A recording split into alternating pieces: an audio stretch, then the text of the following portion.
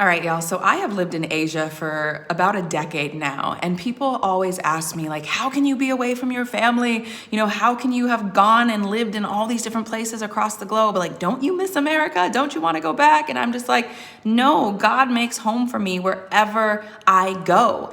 And that's part of this journey of obedience where I'm like, I cannot move unless God tells me to move. And today's devotions, I just want to read a sliver from it because it was so good every day, y'all. Every day, this devotional is just fire. It's My Utmost for His Highest, if you haven't heard of it, but it's amazing.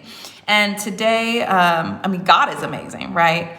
And the Spirit of God is definitely here moving through each of these passages. And today I just wanted to share this sliver because it's really highlighting this piece of, we need to listen to God, not to other people. And so it says, He comes where He commands us to leave. If when God says go, you stay because you're concerned about your people at home, you rob your loved ones of the teaching of Jesus Himself. When you obey and go, trusting God with the consequences, the Lord Himself ministers to those you leave behind, just as He came to teach and preach in the disciples' cities after they'd set out in His service. As long as you refuse to obey, you're in His way, y'all. Okay? So if God tells you to go someplace, you have got to listen to that, even if other people don't want you to go, okay?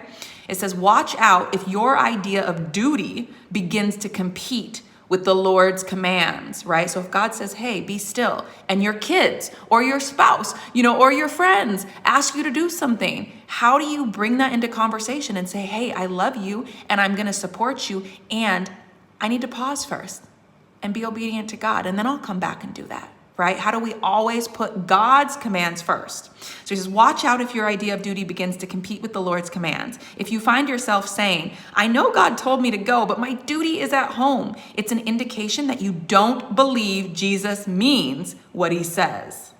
Oh, come on now. It says, He works where He sends us to wait. I am going to send you what my Father has promised, but stay in the city until you have been clothed with power from on high. That's Luke 24:49. Wait on God and He will work. But don't wait sulkily just because you can't see an inch in front of you. Are you detached enough from your own inner hysterics to wait patiently on God? Waiting on Him doesn't mean sitting in the sidelines with your hands folded. It means doing what you are told in joyful obedience in Him. These are phases of God's ways we rarely recognize. All right, so take whatever the Spirit is leaving for you.